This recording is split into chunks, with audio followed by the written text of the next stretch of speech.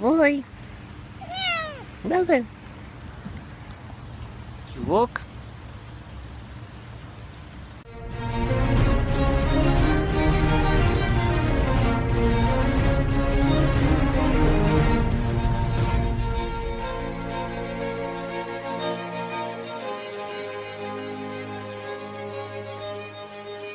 We must take on the effort first to see what is real. We do not know what is reality. We have defined something as reality as opposed to what? As opposed to illusion. So how do we define if something is an illusion or a reality? We look at our senses. You don't need science to tell you that, even though science can tell you more precisely how limited your senses are. Every sense. You see green, it's a relative definition. Green does not exist as something in and of itself. It's illusion. With a little improvement, or with just wearing different glasses, you will see other colors. Other animals see other colors. So green is not something that belongs to them, belongs to us. It's our way of understanding it, and it's fine. But looking at how relative these definitions are, we will understand that we are not really that definite, that exact in our definitions. These are too relative to count on when it comes to spiritual practice. It works on a daily basis, on a regular life, but not in a spiritual practice. When it comes to the practice, you need direct comprehension, and that is a consciousness beyond mind, beyond logic, beyond words. Awakening this consciousness that can see and feel reality is not an easy task. And that task is the spiritual practice, is the impetus of a spiritual practice. This experience can come only when we transcend ourselves. And that is why there is a great emphasis in any spiritual practice to not to be egoistic. It's not about it's not a moral judgment to not to be egoistic. In that sense, be egoistic, because if you don't like yourself, you won't like anything else. If you don't appreciate your everyday desires, you won't appreciate others, you won't respect others. So it would be very hypocritical to do so. To not be egoistic is beyond a moral advice. It's different with morality. This is about your consciousness. Consciousness must transcend ego. And it requires work.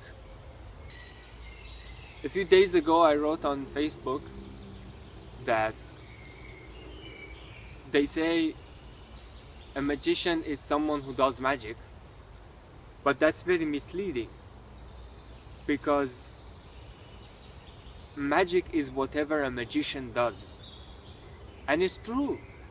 A magician can cast almost any spell using a cup of black tea by drinking it.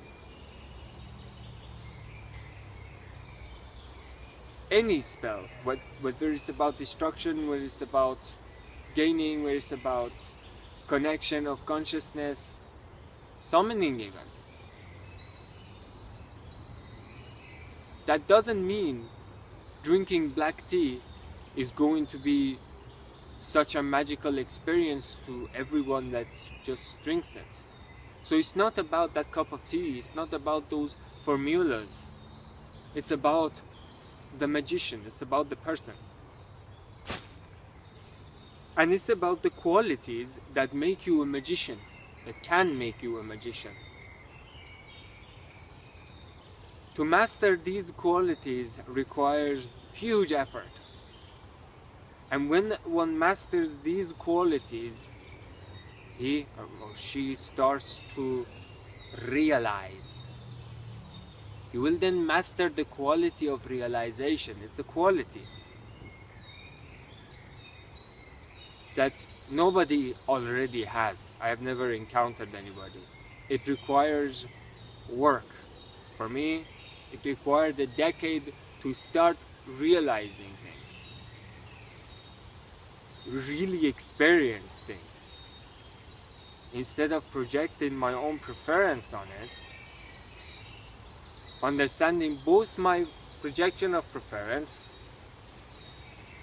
and things as things in and of themselves.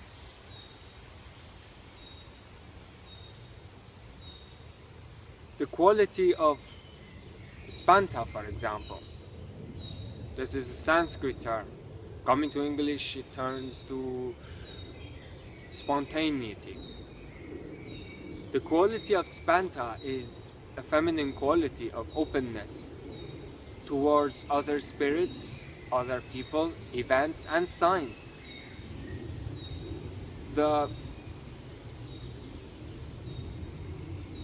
so-called light workers have a good experience of this when they say you see signs of, let's say 1111, for example, or 1234, 1234, etc. These things and many more are signs. Everything in your life will turn to sign when you master the quality of spanta. Spanta is very much related to the rising of Kundalini. I will talk about these qualities in particular in future videos. But I'm just outlining that you cannot perform a spell, you cannot realize without mastery of these qualities. That is why ancient traditions, from wherever they may be, they required years of work before calling someone a druid, a vakshi, a priest even, whatever, a Sufi, whatever they wanted to call you. It wouldn't have been that, it wouldn't be that easy really. And those who had the realization would understand if you have reached a certain level of realization where you can really experience the world as it is. And it requires the decades, years of years of practice and of dedicated, devoted practice. It requires breaking of taboos, breaking of personal habits, experiencing different beliefs, experiencing different nationalities, experiencing different traditions, experiencing different genders, experiencing difference. So you won't really be able to limit yourself to a particular set of things anymore. You won't be able to do that anymore. Because once you understand, you cannot go ignorant. You cannot go unknowledgeable, at least. You can't go ignorant. You can still ignore what you know. But I don't think you would get any results out of that. So if you already have a guru, a teacher, that teacher must, already be teaching you these qualities awakening in you, helping you to awaken these qualities within yourself. A real teacher will not give you necessarily a particular set of symbols and idols, a particular language, a set of clothing, even particular things to do. He or she will just make you conscious of your qualities, of the qualities that you can master. And you must master before you can do anything, before you can be consciously. So if you want to follow, subscribe and put that alarm thing too. And remember that the sun is the star in the night. Good night.